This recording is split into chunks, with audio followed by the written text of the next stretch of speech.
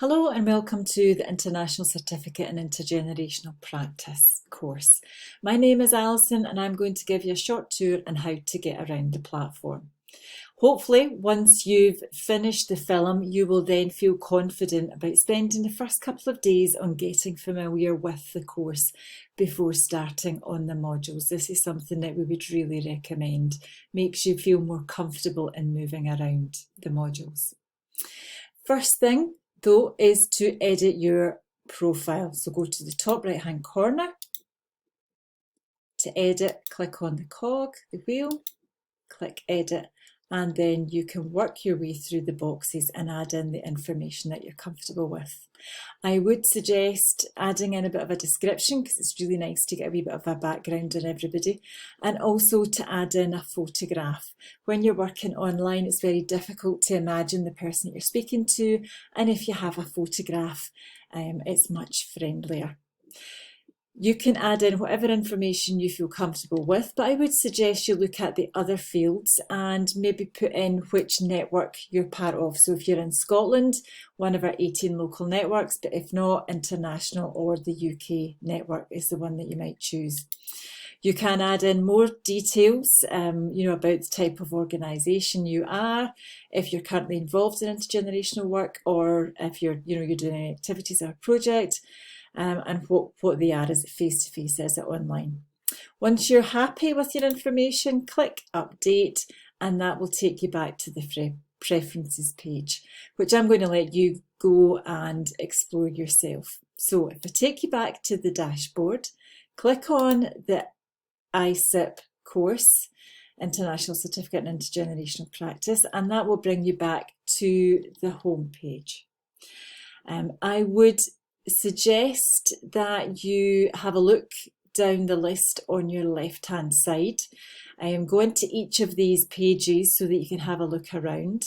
There's quite a few things. So we're on the finding your way around. I would suggest that you go onto the welcome page if you haven't done already and have a look at the tutor's short introductory films to give you more on the background of the tutors that's involved in the course.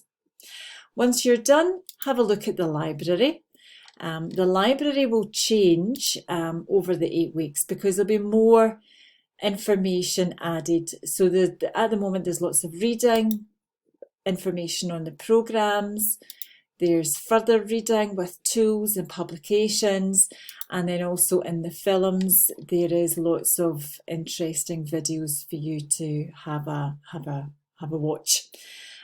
Course Cafe is really important. You will be asked to come to the Course Cafe at least twice through the duration of the course. And the tutors will encourage you to do that. It's a great way of meeting the other students and hearing some of their reflections and some of their offerings.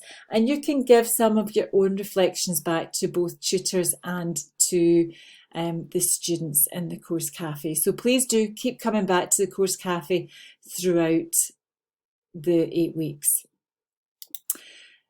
Visit the introduction page, the About This page, and the About This page will give you more information about the background. Once you've completed those pages, once you've investigated those pages, should I say, you will be then ready to go in and have a look at the modules. So there's 3 main modules to the course, Module 1, Module 2, Module 3. And if you go into each of these modules, you will be able to see that there is individual lessons for each of the modules. Now, once you've finished each of these lessons, it's really, really important to come back and click these boxes to say that you've completed them. Okay, so once you've went into learning outcomes, for example, and you've completed this section, it will ask you to come back and it will remind you to click the box. So you will always get brought back to this page where you go into whichever module it is you're going into, scroll down to the lesson and then tick the box that you have just completed. This is really, really important to remember that, because if you don't tick the box, you will not be able to access the next part of the course. Now there are 16 activities, and you'll be able to find them here in all the activities at a glance. This is a really good information page for you to go back and check where you're at and if you've completed all the mandatory and autocorrect activities. We will expect that you will submit 13 activities to your tutors, and there are 3 that you'll see here are auto-correcting. There is also another activity which you're asked to add some activities and icebreakers to. We ask that you wait to hear from your tutor before starting a new module.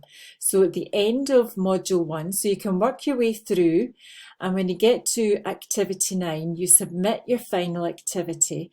We ask you to wait for your feedback from your tutor before moving on to module 2. And that's the same for module 2 when you come to activity 15.